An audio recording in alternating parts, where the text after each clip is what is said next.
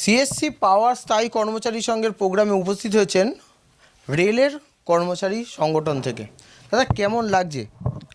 দেখুন, আজকে তো যা শুনলাম একজন রিটায়ারমেন্ট, প্রথমেই বলবো যে আপনাদের মিডিয়াকে আমি ধন্যবাদ দেব যে এরকম একটা সংগঠনে আপনারা এসছেন। এটা মিডিয়া থ্রু দিয়ে বাইরে প্রকাশ পায় যে এদের কি ডিমান্ড আর কি। তো কর্মচারী সংঘের ডিমান্ড আমাদের সবাই একই। তো যেটা উনি বললেন, প্রেসিডেন্ট দাদা বললেন যে বর্তমান সরকার চাইছে যে ওরা প্রত্যেকটা জায়গায় আমি দেখেছি যে কোনো সংগঠনকে ওরা থাকতে দেয় না। ওদের নিজস্ব সংগঠন যা বলবে সরকারের সাথে অ্যাডজাস্ট করে চলবে। তারপরে কি সংগঠন, কর্মচারী সংগঠনের যে ডিমান্ড, সেই ডিমান্ডে কোনোভাবে ওরা মেনে নেবে না। তার মানে ওদের সঙ্গে একটা আতাত সংগঠন থাকে, সরকার যা বলবে সেটাকেই ওরা মেনে নেবে। তার মানে সেটা কোনো সংগঠন হয় না। সংগঠনের যে কর্মচারীদের সংগঠন, তাদের একটা ডিমান্ড থাকে, প্রত্যেকের একটা থাকে সংগঠনের, সেটাই হচ্ছে আসল সংগঠন। কিন্তু এই বর্তমান সরকার সেই সংগঠনটাকে থাকতে দেয় না। দেখা যায় কিছুদিন আগে যে ওই আপনার আরজি করে যে একটা ঘটনা হয়েছিল, একটা ডক্টরদের বা সবাই একটা সংগঠন খাড়া হয়েছিল, পরে দেখলো আস্তে আস্তে করে ওই সংগঠনটাকে ভেঙে ওই সংগঠনের টু নাম দিয়ে একটা সরকারের একটা নিজস্ব সংগঠন, কিন্তু প্রকাশ্যে সেটা হচ্ছিল যে সেটা একটা আলাদা সংগঠন। এই সরকার এইভাবে সব কিছু নিজের আয়ত্তে নিয়ে এসে মেন উদ্দেশ্য হচ্ছে কোনো কর্মচারী সংগঠনকে উনি উঠতে দেবেন না। এটা সরকারের মেন আর কি, মেন মোটো আর কি। তো তাতে কী হবে, তাতে যে আমাদের ডিমান্ড, আমাদের যে কর্মচারী যে নানা রকম ডিমান্ড, সেটা সরকার কোনোদিনও মেনে নেবে না। এবং ওনাদের উদ্দেশ্য হচ্ছে যে এইভাবে সব কর্মচারী সংগঠনগুলোকে ভেঙে দেওয়া আর কি, যেটা সিএসসিতে হচ্ছে, যেটা শুনলাম আমি। রেলেও তাই, রেল হয়তো কেন্দ্রীয় সরকার, কিন্তু সেখানেও অনেকগুলো সংগঠন আছে, সব টিএমসিরও আছে, আপনাদের সিপিএমের আছে, কংগ্রেস আছে, বিজেপির বিএমএস আছে, আমাদের সব সেখানটা একটু আলাদা ব্যাপার থাকে। কিন্তু রাজ্য সরকারের কথা বলছি, এরা প্রত্যেকটা জায়গায় এইভাবে সংগঠনগুলোকে ভেঙে দিচ্ছে, যেটা এনারা বললেন আর কি। আমি রেলে রিটায়ার হয়ে গেছি, আমি একজন সিনিয়র সেকশন ইঞ্জিনিয়ার ছিলাম। আমি 3 বছর আগেই আমি ছেড়ে দিয়েছি চাকরি। তো আমি এখন রেলের মেম্বার আছি, আমি প্যাসেঞ্জার এমিনিটির মেম্বার। রেল মিনিস্টারের প্রতিনিধিত্ব করি, প্যাসেঞ্জারদের নানা রকম সুখ দুঃখ, তাদের স্টেশনে কোনো প্রবলেম আছে কিনা সেইগুলো আমি যাই, ইন্সপেকশন করি। রেলের আধিকারিকরা আমার সাথে থাকে, সেখানে আমি দেখি কোনো প্রবলেম থাকলে প্যাসেঞ্জাররা আমার সাথে আমাকে চিঠি দেয়। সব জায়গায় আমার অনেক জায়গায় পোস্টার লাগানো আছে যে প্যাসেঞ্জারদের কোনো প্রবলেম হলে আমাকে জানাতে। আমি সেইভাবে সেই স্টেশনগুলোতে যাই। নানা রকম প্রবলেম, জল টল, ওয়াটার, এভরিথিং প্রবলেম।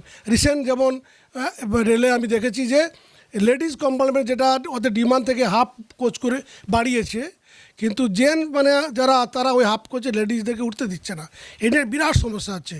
এই শিয়ালদা সাউথে 500 মহিলা ডেলি প্যাসেঞ্জার, টিচার থেকে আরম্ভ করে অনেকেই আমাকে চিঠি দিয়েছে। যেহেতু আমি মেম্বার, তো আমি একবার চেকিংয়ে যাব। আমি একবার শিয়ালদা চেকিং দিয়েছিলাম, পুলিশ আরপিএফ নিয়ে, সেখানে একদিন তো দিলে হবে না।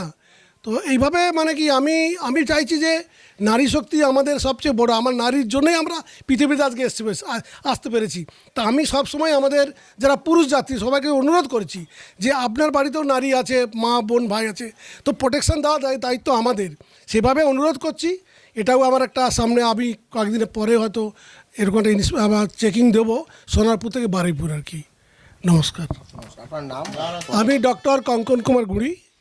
আমি এনভায়রনমেন্টের উপর ডক্টরেট করেছি।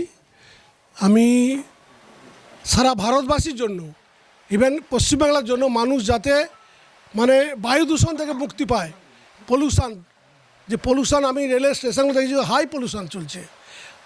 আমি কোনো ডিউ টু সার্কামস্টেন্সেস, আমি কোনো কারণে আমি কিছুদিন আগে অ্যারেস্ট হয়েছিলাম। মমতা ব্যানার্জি আমাকে অ্যারেস্ট করেছিলেন।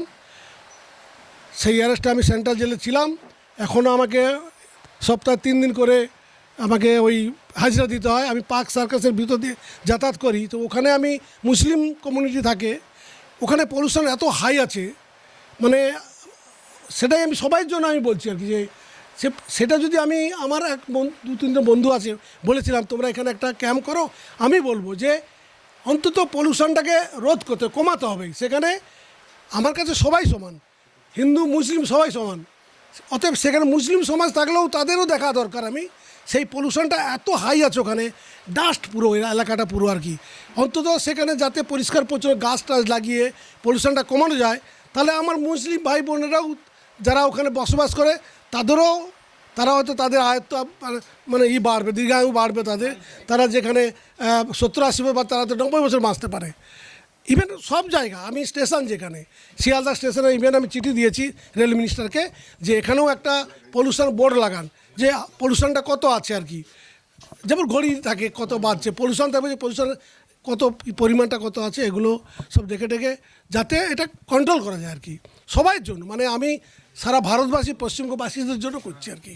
এখানে কোনো পলিটিক্যাল কিছু নেই, তো আমি সেভাবে করছি, আমি এগিয়ে যাচ্ছি। ভালো থাকবেন, নমস্কার।